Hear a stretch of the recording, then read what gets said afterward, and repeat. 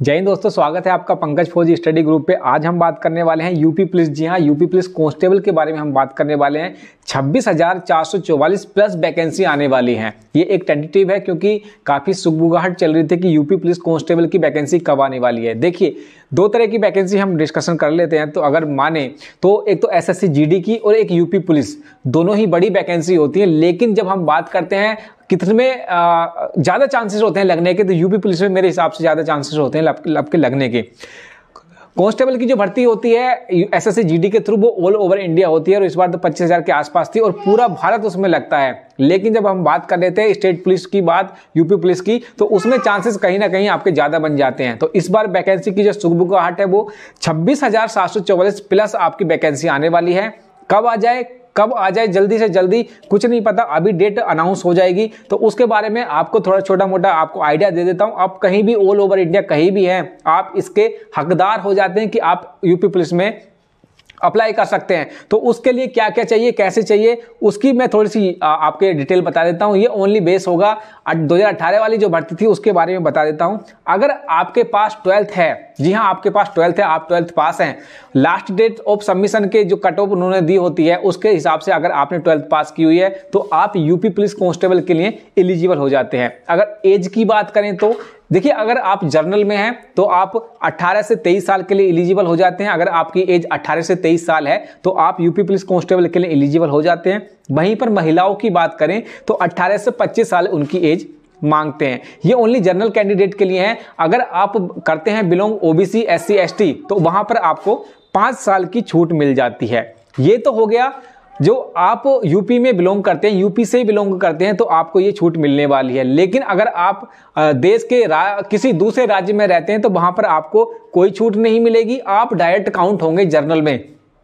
तो अगर आपको यूपी पुलिस में जॉब करनी है तो आपको जर्नल में फाइट करनी होगी। अदर देन अगर आप यूपी में नहीं रहते, अगर दूसरे उत्तराखंड या बिहार, राजस्थान में रहते हैं, अगर आपको यूपी पुलिस में जॉब करनी है तो आप डायरेक्ट जनरल में काउंट होंगे और जनरल में फाइट करना होगा आपको।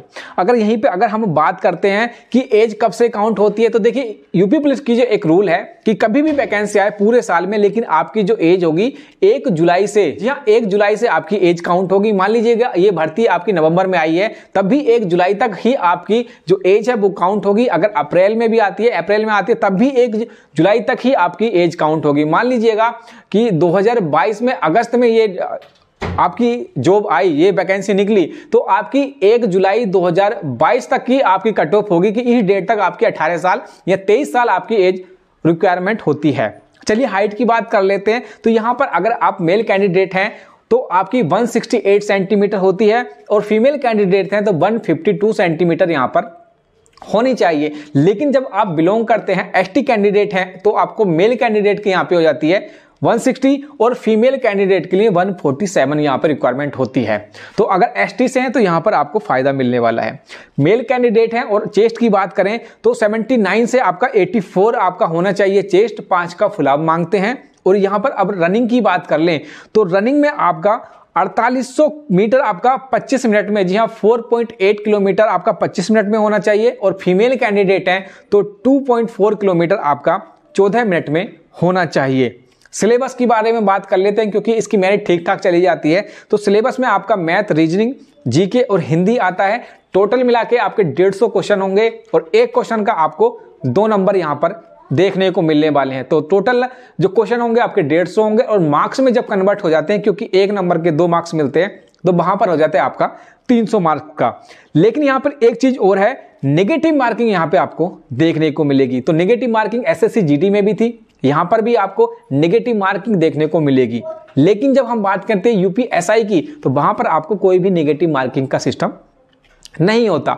नेगेटिव मार्किंग यहां पर काम कैसे करती है, तो देखिए एक क्वेश्चन का आपको 2 नंबर मिलते हैं और अगर आपने एक क्वेश्चन गलत कर दिया तो 1/4 की नेगेटिव मार्किंग है। तो 2 से करेंगे तो 0.50 का आपको नेगेटिव मार्किंग यहां पर देखने को मिलती है, मतलब 1/4 की नेगेटिव मार्किंग यहां पर है। तो वैकेंसी काफी अच्छी होती है, काफी लार्ज नंबर पर चलती है। और कट ऑफ की ही बात अगर मैं यहां पर कर दूं तो पिछली जो वैकेंसी थी उसकी 185-87 के आसपास यहां पर रही थी। 300 में से मतलब आपके 187-88 के आसपास आपकी मेरिट रही थी 300 में से।